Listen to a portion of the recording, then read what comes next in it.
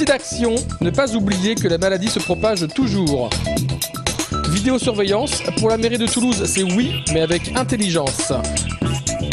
Foire de Toulouse, l'Inde met de la couleur au parc des expositions.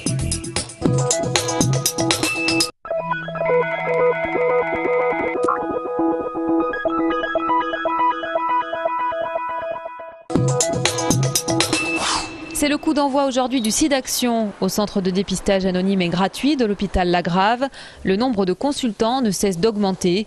Plus de 20 000 consultations chaque année. Nous sommes depuis plusieurs années en pleine explosion du nombre de consultants que nous avons parfois du mal à accueillir d'une manière correcte puisque le nombre de professionnels attachés à ce service, lui, n'augmente pas aussi rapidement que le nombre de consultants.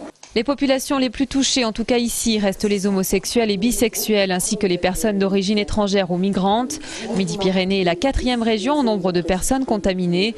Un état des lieux peu réjouissant que voudrait faire évoluer le SIDAction. L'État se désengage totalement au niveau de cette pandémie et les institutions locales, malheureusement, face à la crise, sont obligées de faire de même. Donc c'est vraiment, aujourd'hui, notre bouée de sauvetage, c'est le SIDAction. Au programme samedi, balade dans Toulouse qui s'achèvera le soir au Stadium dans une ambiance festive.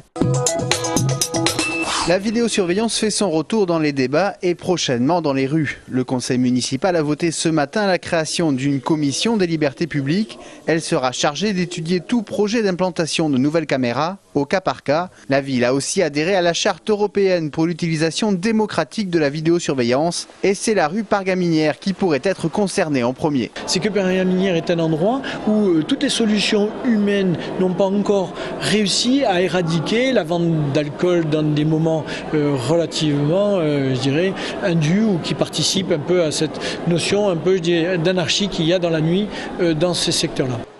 Un redéploiement de la vidéosurveillance bien accueilli par l'opposition, même s'il laisse un goût de trop peu. Si on considère que seule la rue Pargaminière doit être équipée de vidéoprotection, c'est une erreur. Tous les Toulousains peuvent prétendre à ce que la question de la vidéosurveillance soit posée, pas simplement rue Pargaminière, mais dans tous les quartiers de Toulouse. Le groupe d'opposition Toulouse pour tous a soumis au vote l'installation de caméras place à balle à la Reinerie, proposition refusée par le conseil municipal. Hier, les Shadocks pompaient, désormais les piétons toulousains génèrent de l'énergie en marchant.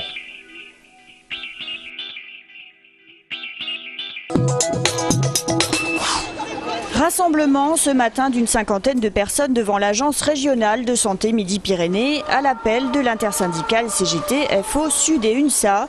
Une manière pour les personnels de fêter le premier anniversaire de la structure et de dénoncer la confusion et la désorganisation qui y règne. Cela fait en effet 1 an que les personnels des ex-DRAS, DAS, Assurance Maladie et ARH sont regroupés. L'intersyndicale parle d'un organigramme qui ne fonctionne pas. Pour eux, c'est l'accès à des soins de qualité qui en pâtit. Demain, ce sont tous les professionnels de la santé qui sont invités à se rassembler à 14 h, place du Capitole, pour une journée d'action nationale. Attention, pour tous ceux qui ne sont pas habitués à prendre la ligne 1, le service du tramway sera interrompu du 4 au 14 avril en raison d'une intervention sur les voies à partir de 20 h. Pour être plus exact, le dernier départ du tram se fera à 20 h 05 de la station Aéroconstellation et à 20 h 45 de la station Arène. Mais rassurez-vous, s'il n'y a plus de tramway, il y a un bus qui prend le relais. Comme chaque année, la foire internationale pose ses valises à Toulouse. À partir de demain et ce jusqu'au 11 avril, ce ne sont pas moins de 700 exposants qui seront présents sur les moquettes du parc des expositions. Pour cette édition, une large partie de la foire rend hommage à l'Inde. C'est un pays gigantesque et nous y présentons des objets représentatifs des contreforts de l'Himalaya ou bien de l'extrême sud de l'Inde. Au programme, plus de 1600 mètres carrés consacrés au pays de Gandhi, où l'on croise pêle-mêle divinités légendaires et artisanat ancestral, le tout dans une atmosphère épicée. Donc c'est un moment de culture vivante, puisqu'il y a beaucoup d'Indiens qui sont venus de Delhi et de différentes régions de l'Inde pour participer à l'événement. Le coup d'envoi sera donné demain matin à partir de 10 h. Ah Bonjour messieurs. Le casino de Toulouse innove avec ses tables de jeu électroniques. Il est désormais possible d'y jouer à la roulette ou au poker. Pour l'établissement de jeu, il s'agit de se doter des tout derniers équipements.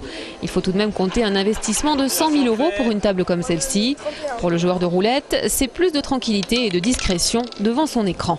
Il y a plus ce contact physique avec le jeton, mais par contre, il reste pour le joueur le contact avec l'employé de jeu qui lui va être amené à faire un nouveau métier en fait, avec un contact beaucoup plus important avec le joueur parce qu'il n'a plus, il est libéré en fait des contraintes de calcul, de placer ou de ramasser les jetons des joueurs. Donc du coup, l'employé de jeu va avoir une proximité plus importante avec le joueur. Pour le casino, ce genre de jeux électroniques permet de se rapprocher des jeux en ligne.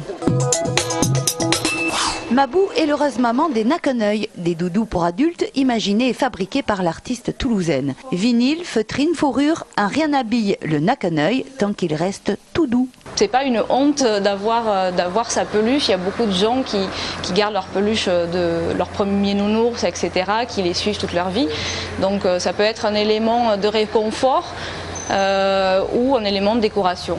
Donc les adultes ont droit aussi à leur Naqueneuil. Les petits monstres à un œil se déclinent en plusieurs tailles et en trophées pour les grands enfants de plus en plus nombreux à adopter ces drôles de peluches grâce aux réseaux sociaux. Facebook, en fait, il y a des gens qui m'en commandent, donc j'ai monté une petite galerie et maintenant je suis en train de monter un site internet où il va y avoir un shop où on va pouvoir acheter directement sur internet. Mabou voit loin pour ses Naqueneuil. Elle prépare notamment une série de films d'animation inspirés de South Park. Avis aux adoptants, les Naqueneuil sont à découvrir jusqu'au 14 avril, boutique I Like à Blagnac. Après sa lourde défaite face au Racing, le Stade Toulousain effectue ce soir un déplacement délicat à Perpignan à l'occasion de la 23e journée de Top 14. Toujours leader, le Stade sera tout de même amoindri. Du Sautoir, Human, Claire, Médard et Servat sont au repos. Début du match ce soir à 20h45. Le TFC accueille lui Montpellier pour le compte de la 29e journée de Ligue 1. Ala Casanova espère les retours de Tchèque Mbengue et Xavier Pentecôte pour cette rencontre. Objectif, remonter dans la première partie du classement. Début de la rencontre samedi à 21h au Stadium. Enfin, c'est l'information sportive du jour. Le volleyeur suédois Björn Gustafsson, 29 ans, 1m69, 70 kg, est la nouvelle recrue des Spacers Toulouse. Un renfort de choix en vue du maintien. Elle est bonne, elle est bonne. Je pensais pas qu'un joueur de ce calibre-là, on pourrait le recruter à Toulouse. Le Björn, c'est vraiment quelque chose. Retrouvez plus d'infos sur ce joueur dans l'émission Avant Match sur TLT.